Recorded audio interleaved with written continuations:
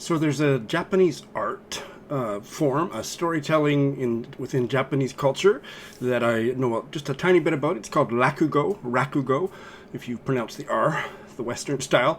And the comedian guy, the performer, he or she is on a raised, it's always one storyteller on a raised platform and can only use two props, a paper fan and a small cloth. That's a sensu and a tenugi, and must be remain seated in the seiza position for the duration. And it's a long, winding, usually comical story. So this is my lame attempt at describing my loser life in Tokyo. And it's obviously not going to be anything like Rakugo, so I'm not going to even put Rakugo in the title because I don't want people coming here expecting something like that. But I just got home, I'm all sweaty, and so I don't have the fan, I wish I had a fan, I don't have the cloth, I actually need the cloth. What I've got are, because I'm locked down myself until I get vaccinated, I now go out with double mask. So there's my double mask, and it is drenched with sweat. And I didn't bring the umbrella to show you, but umbrella and the rest of the things I will show you as I go. So I have no wine in the house, which is like a very unusual emergency in Shawn the Book Maniac's life, but it's been so hot for days and days and days, and I don't want to go out anywhere unless I absolutely have to. So I left it to the last minute, and I thought that I would just go to the local grocery store and get a bottle of wine that I don't much like, so I don't have to get on a bus and travel very far and just be done with it.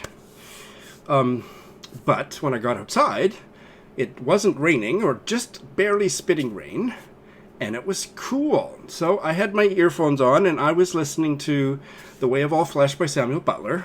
Got really into it, and I decided to walk all the way to the liquor shop, and it's about a 15-minute walk. And on the way, I stopped at a bakery because I'm out of bread, so I got this loaf. I don't like the cut, too thick. The slices are too thick. And this white bread, it's not bad. 8 slices. I like my bread for sandwiches or toast to be about that thick.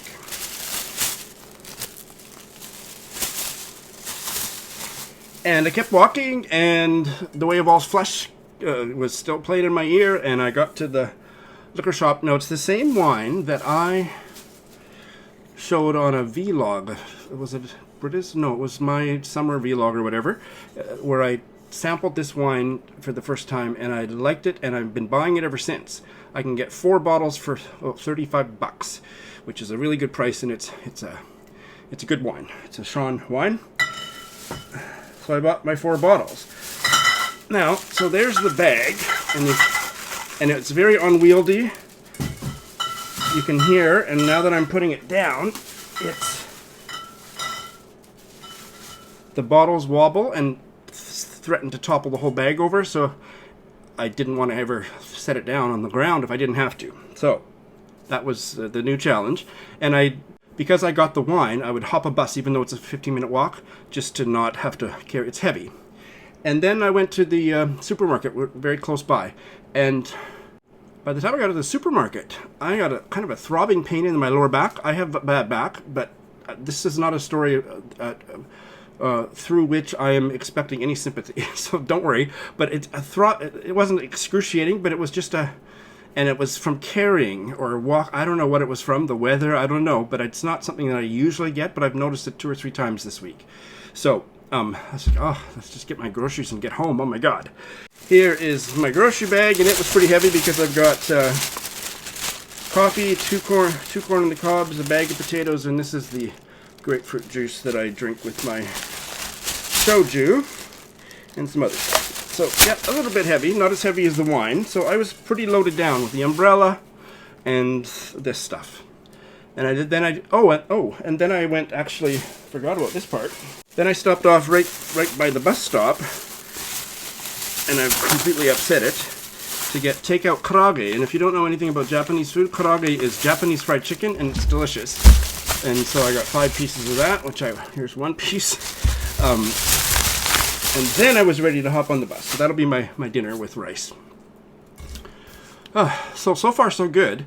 But then it started to rain a little bit more heavily. So I was kind of caught in the rain because I certainly didn't have a free hand to open the umbrella. Went and waited in line for the bus. There was an old man in front of me. Didn't pay me any attention. I didn't expect him to, but there was one person ahead of me. So I'm thinking, okay, I hope I get a seat to rest my back, even though it's only about a 5-minute bus ride. And ideally, there's only two seats on the bus, usually, or even only one seat, where there's a little table thing that you can put your bags down, because that I can take a load off. But anyway, and so then I thought, oh, I need to get the coins for the bus. Because I'm not going out for work, I'm not using my train pass thing, so that you load money on it and you just swipe it. But so I had to get 210 yen out of my pocket, and I knew I had the coins, made sure of that, but I had to put everything down to get the coins. So I tried to do it with only one hand bags down, but somehow I spilled a bunch of coins onto the floor. So here's something about Japanese culture. The Japanese are so good about, if you drop money, they just want to bring it to your attention, and they'll pick it up, they'll chase you down for 3 blocks over a penny, like a yen coin. And if I drop a yen coin, and today I dropped 2 10-yen coins, so that's like a 10-cent piece, and 3 1-yen coins, so about 13 cents in small coins. And I was suddenly so flustered and pissed off that I am not going to make any effort. My back's hurting.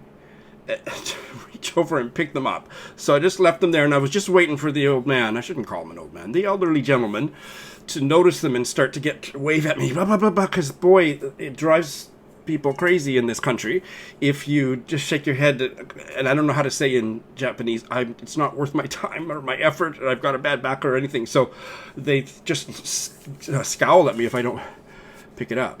And in fact, I more than once, an 80-year-old woman, when I was shaking my head, she picked it up and handed it to me. It was, I felt terrible about it. So I didn't want anything like that to happen. So that made me flustered. He just was completely ignoring me. So good for him. So this is where the bag enters the story. This is my bag I take to work or whatever. And it's big, and it's... I go through about one of these a year before... Usually something breaks here and I have to get one. So this is almost broken. Can you see that? It's loose. And so for the last 4 or 5 months, about once every couple of weeks, this will slide off, and then the whole bag will come crashing down to the ground. And can you see where this story's going? So then I had to put the wine down, and it fell over. Nothing broke, but big noise, and it's like, oh god, how the bus is going to come here now? Everything's all over the place. And got my 210 yen up. Got my 210 yen out of my pocket, and then I was trying to strategize. Now, which hand should I have the coins in? Will I pick all the bags up to get into the coin thing in the bus? And then my bag broke and crashed to the ground. And I dropped my coins and everything. I was just like, ah! I actually yelled, fuck! The elderly gentleman just didn't flinch. I mean, he probably didn't know what the word meant, but I was shouting. I was raving. He didn't pay me any attention. And the other thing about Japanese culture is he's not typical, because Japanese people are just absolutely amazing at helping somebody in distress for anything practical.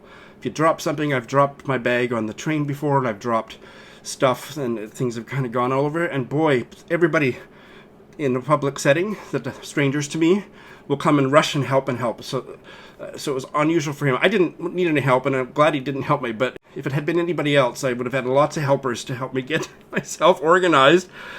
So I had to wait another 5 minutes, and the bag's heavy in my arm, and I didn't want to set it down again because it would fall over, and the whole thing would go again. So finally the bus came.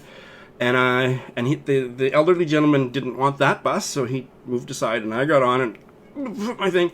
And I could get a seat, but not by the place where you could set my bags down. So I just set them down on the ground, set them down on the floor beside me, and tried to hold the bag because the bus driver was a bit heavy on the brakes, so the things were wobbling, and I only had 2 stops or maybe 3 stops to get to my stop. And here's another thing. This is the final bit of the story, so it's a little bit anticlimactic ending, but My bus stop.